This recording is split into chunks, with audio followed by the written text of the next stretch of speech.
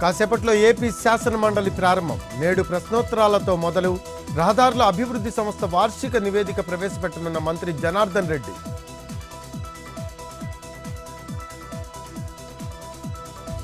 మంత్రి లోకేష్ పై YCP MLA Chandrasekhar ఆరోపణలు.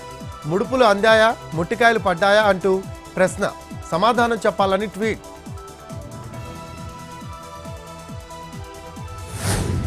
పోసానిని ఒకరోజు పోలీస్ కస్టడీకి అనుమతించిన గుంటూరు కోర్టు. ఇవాళ ఉదయం 10 నుంచి సాయంత్రం 5 గంటల వరకు ప్రశ్నించనున్న సిఐడి. మీడియా సమావేశంలో అనుచిత వ్యాఖ్యలు చేశారంటూ కేసు.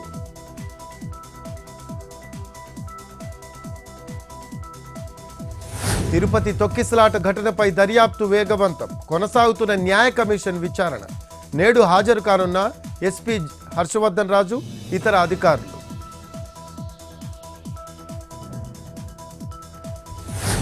ఎస్ఎల్బీసీ టన్నెల్ వద్ద కొనసాగుతున్న రెస్క్యూ. ఆటంకంగా మారిన బురద, నీటి ఊట. క్యాడవర్ డాగ్స్ గుర్తించిన ప్రదేశాల్లో తవ్వకాలు.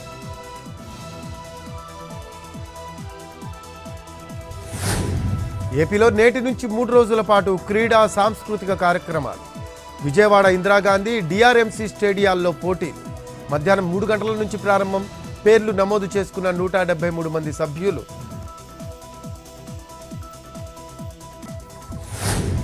యాదగిరిగుట్ట లక్ష్మీ నరసింహస్వామి ఆలయంలో శతఘటాభిషేకం.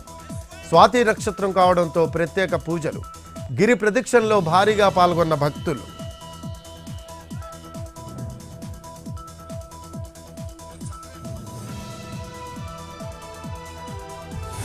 తెలంగాణలో సమ్మర్ సెగ. పలు ప్రాంతాల్లో 4 డిగ్రీలు పెరిగిన టెంపరేచర్స్.